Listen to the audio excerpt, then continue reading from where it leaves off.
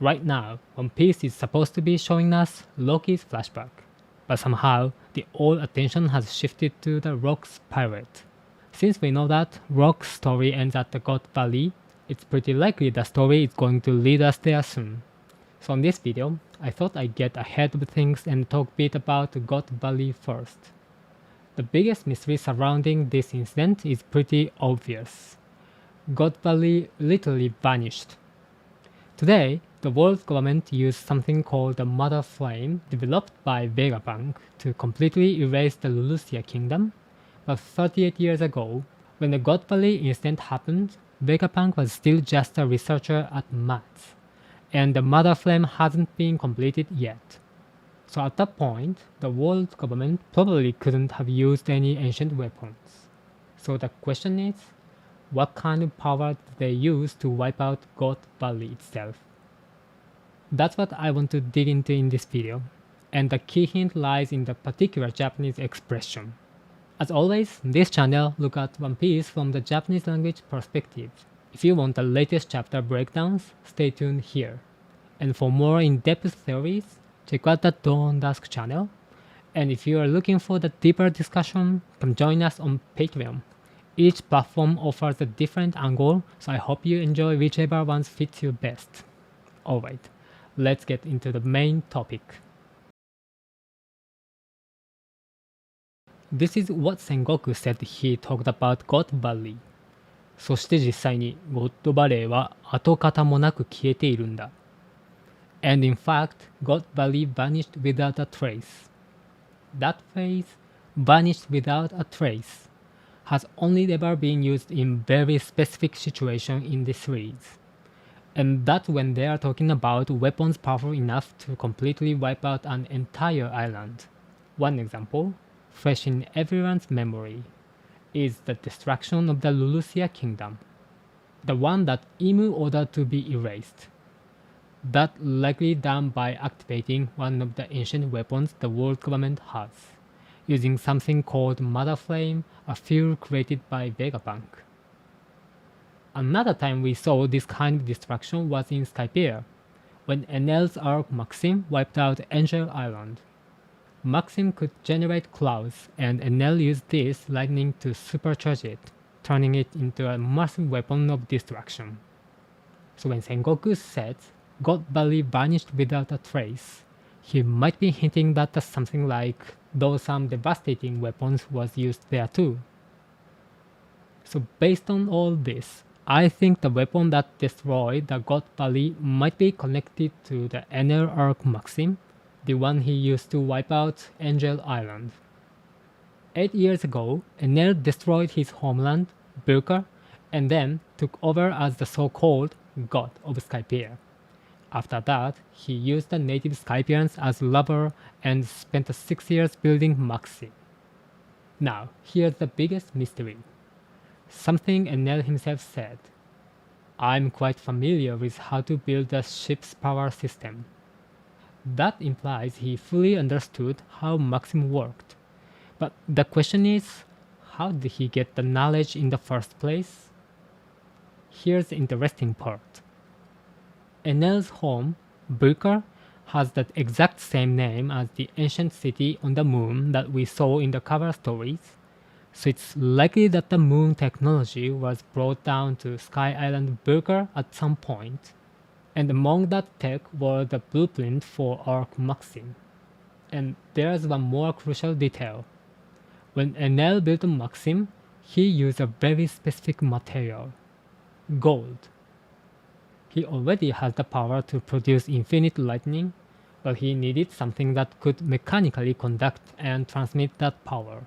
And that's where the gold came in. He harvested it from the ruins of the ancient city of Shandova, and it looks like almost all of that gold ended up being used to build Maxim. And here's something important to remember. Hachinos has a valuable resource. In chapter 1155, it was revealed that the gold mine was discovered on the island.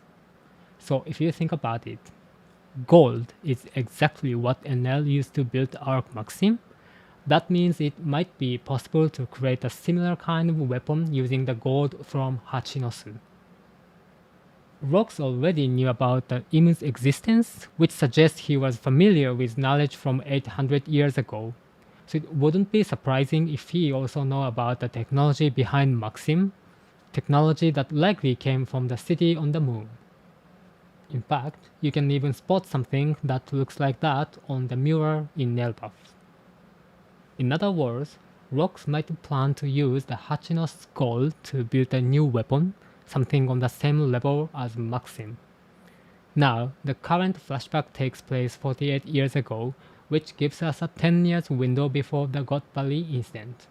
Considering Enel took 6 years to build the Maxim, it's totally possible that after turning Hachinosu into his base, Rock secretly started building a powerful weapon of his own, something that could rival Maxim, using the gold being mined right there on the island. Now you might be wondering, even if they could build something like Maxim, wouldn't it be useless without someone who has the Goro Goro no Mi like Enel? That's a fair question. So now let's go back and look at the timeline. The God Valley incident happened 38 years ago. At that time, both Buggy and Shanks were the 1 year old. But you know who else was the 1 year old back then? Enel. So it's pretty unlikely Enel already had the Goro Goro no Mi at that age, 1 year old. Which means someone else must have the fruit before him. I believe that person was one of the Rock's pirates, specifically Ganzui. As I mentioned in the previous video, the name Ganzui probably comes from gonzui, a type of catfish. This catfish looks a lot like an eel, and Ganzui's long whisker makes you think of an eel too.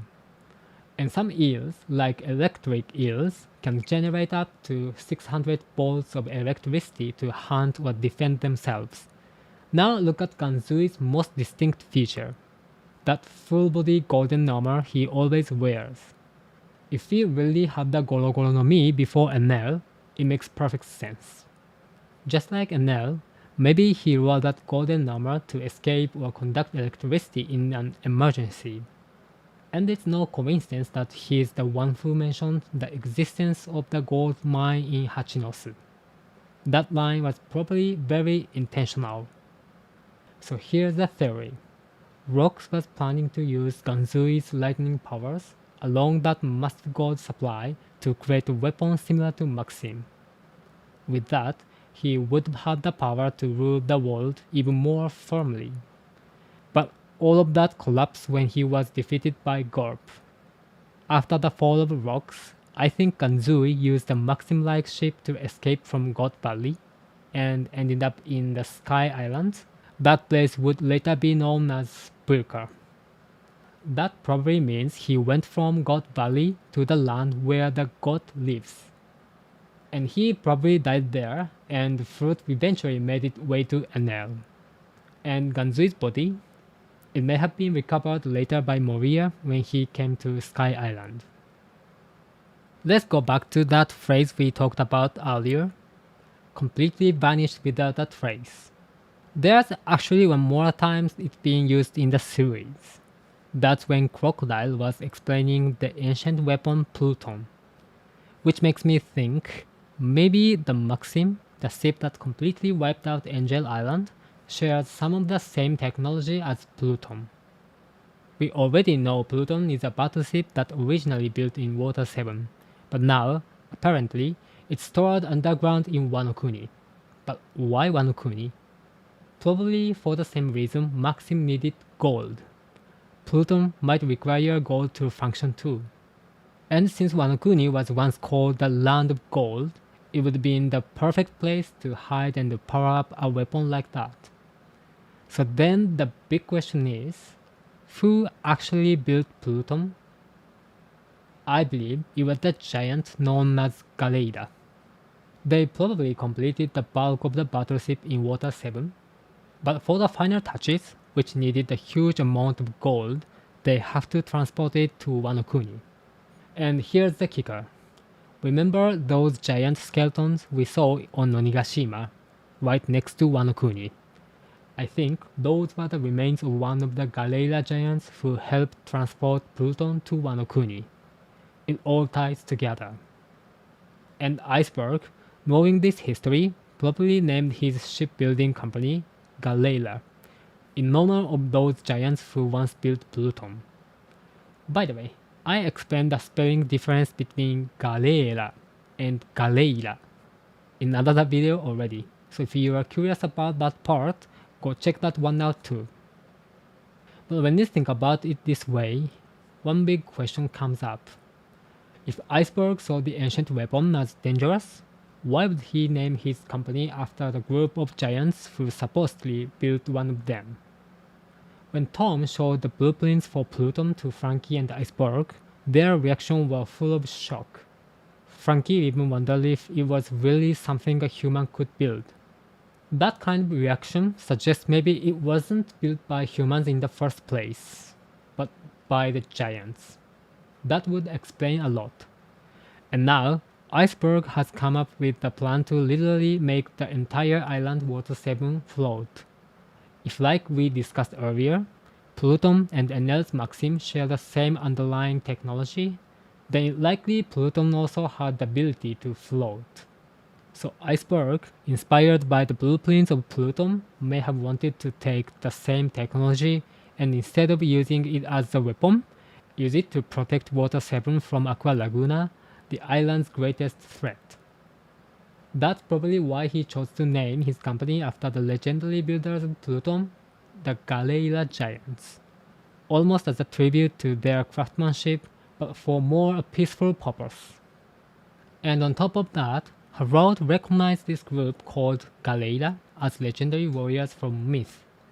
And according to Sol in Elbaf, their mythology seems to have branched out in all sorts of ways from the original stories known as Harley in the ancient language. And if you look closely at the wall mural in Elbaf, they show something that looks a lot like the Ark Maxim. That suggests those people like Galeila giants might have built a whole bunch of Ark-like ships over time. And among those, the most powerful one ever created, designed specifically as a weapon, was likely Pluton, which was built in Water 7. So that's my breakdown of why God Valley disappeared based on insights from the Japanese version One Piece. There's still so much more I want to talk about, so I'll be posting extra analysis and deeper explanation in Japanese on my page. Definitely check it out if you are interested. And of course, I'll be uploading my channel Dawn Dusk with more videos soon, so don't miss out. And by the way, recently more people have been signing up for private Japanese lessons. And if you are curious, I've linked a simple Japanese grammar lesson video in the description. It should give you a good foundation for building basic sentences. Also, if you are doing business aimed at Japan, I offer translation and marketing service in Japanese as well. Feel free to reach out via Instagram or email if that's something you are interested in. Alright, see you in the next video.